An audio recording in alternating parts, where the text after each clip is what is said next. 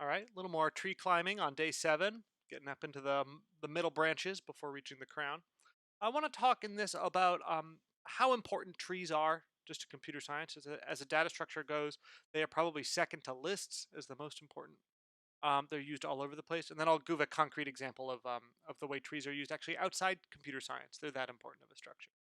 So trees are just like they're just everywhere. They're used in interpreters and compilers and anything that talks about programs as the way we represent programs. We'll talk about that on day 10. They're used in machine learning and AI to represent decision trees and strategies, which is how AI and machine learning algorithms sort of make choices. Um, they're used in operating systems to model your hard drive and to actually store things on your disk. So your file system, all of your paths form a tree, more or less. And the actual sort of backend implementation of your file system uses trees throughout. And then trees also make an appearance in databases where they're used to quickly manipulate all kinds of stored values. Um, but trees are everywhere. So, like, if you study biology and you know anything about systematics, sort of the classification and taxonomy of species, the tree of life, right? That's called a tree because it has the same tree-like branching structure. That's how we model evolutionary relationships. Actually gets complicated in plants because you get crossing and stuff, and not go into it.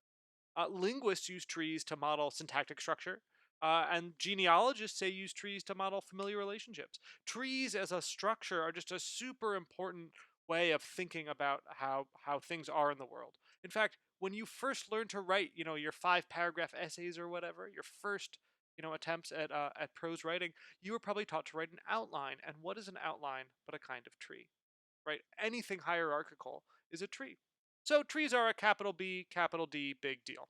Right? So I want to just show you, okay, well, what does that mean for in computers? Like, well, it's easy to define all kinds of tree structures that aren't just binary trees, but are sort of more interesting kinds of structures that I would still call trees. So what I want to do is build a little tree model of declarative English sentences. Now, I should be very clear. If any of you have taken any linguistics, you will see that this model of syntax is what I think is formally known as trash. This is just like not the right model of how to talk about English syntax. This is like maybe the middle school sentence diagramming model you've been exposed to, and like that's fine for our purposes. I just kind of want to get the idea across. If you've never seen it before, hopefully you'll pick it up quickly. Okay, so how does this work? Right, this little model of trees I'm going to define. Well, we'll start just defining some things we want to talk about. So we want to talk about me. All right, Vanitas Vanitotum. These things happen. Opie the dog. This is my dog. Perhaps you've seen him wandering around in the back of class, or maybe during the occasional video. Right now, I believe he is asleep under the bed. And then last is Dr. Dave, our fearless chair. Okay, we talk about some other parts of speech, articles like the and ah. That's just like the name of things. I'm not going to bother with an, right? That's sort of a noun thing. Here's some nouns we'll talk about. We'll talk about programs, frisbees, lasagnas, and unicycle. Okay, now we're going to get into trees. What is a noun phrase? Maybe you've heard this term. Well, a noun phrase is either a proper noun, like Prof. Greenberg, um, so we don't need to go into my actual levels of propriety, or a compound noun. So what does that mean? Well, it's like a compound noun phrase is gonna be like an article a noun, like the program, a unicycle, the lasagna. Sounding better and better. Okay, we can go on. We can define more of things. So here's some intransitive verbs: laughed, danced, barked. Some transitive verbs. These are things that you do to other things: bit, wrote, baked, rode. Some prepositions: under, around, in front of. So like this is interesting just from a modeling perspective, that here I'm using multiple words as a single thing, being like, yes, in English this is a bunch of words, but I'm just going to treat it as one thing. Um, Adverbs. Okay, so now we can start talking about other structures, modifiers. So what is a modifier? Well, it's um, either a preposition and then a noun phrase, like in front of the lasagna would be an example of one of these, or an adverb, just like, oh, goofily. Okay, so now we're almost done defining our tree model of sentences. Verb phrases is either an transitive verb phrase, it's just, danced, laughed, whatever.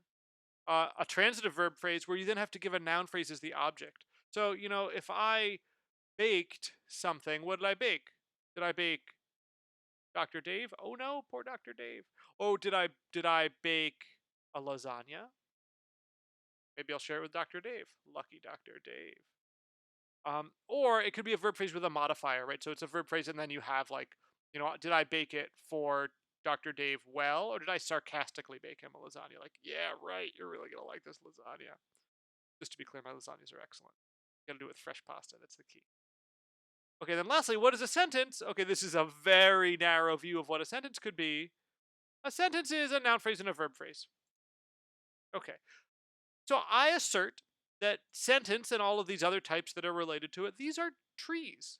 Okay, what does that mean? Well, let's look at S. S looks a bit like node, right? NP is the first child, VP is the second child, right? Okay. This VP modifier, this looks also like a node, right? In the sense that you have a verb phrase on the one hand and a modifier on the other hand.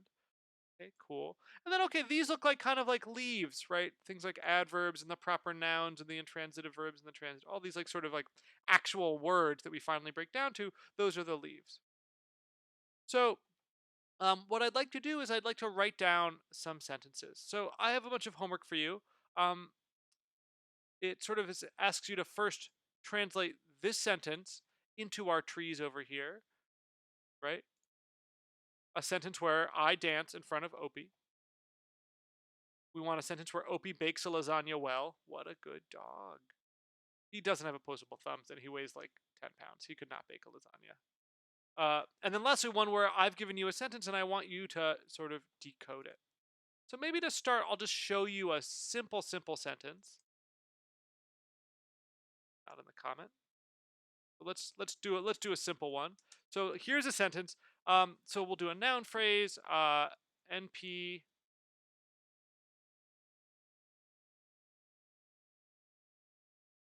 figure.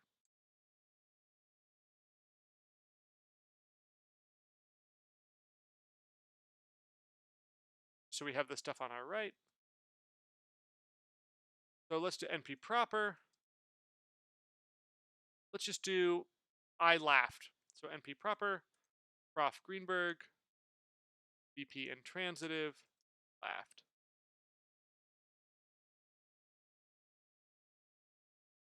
Get it to run. Great, this is a sentence. If I were to diagram it, it would look something like this.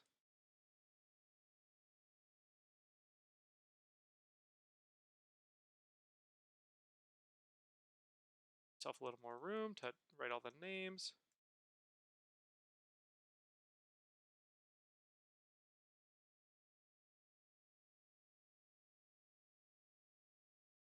Prof G.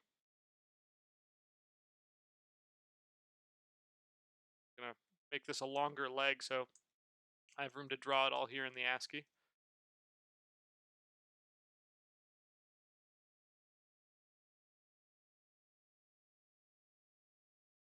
Okay, so maybe you've seen this kind of sentence diagram before, maybe you haven't. This is how we'll compose them to form sentences. And this picture is kind of my justification for why I'm calling this a tree. So we'd like you to take sentences like Prof. Greenberg danced in front of Opie, Opie bakes a lasagna well, and translate them into this. And then now here I've written one for you, and I'd like you to turn it into English.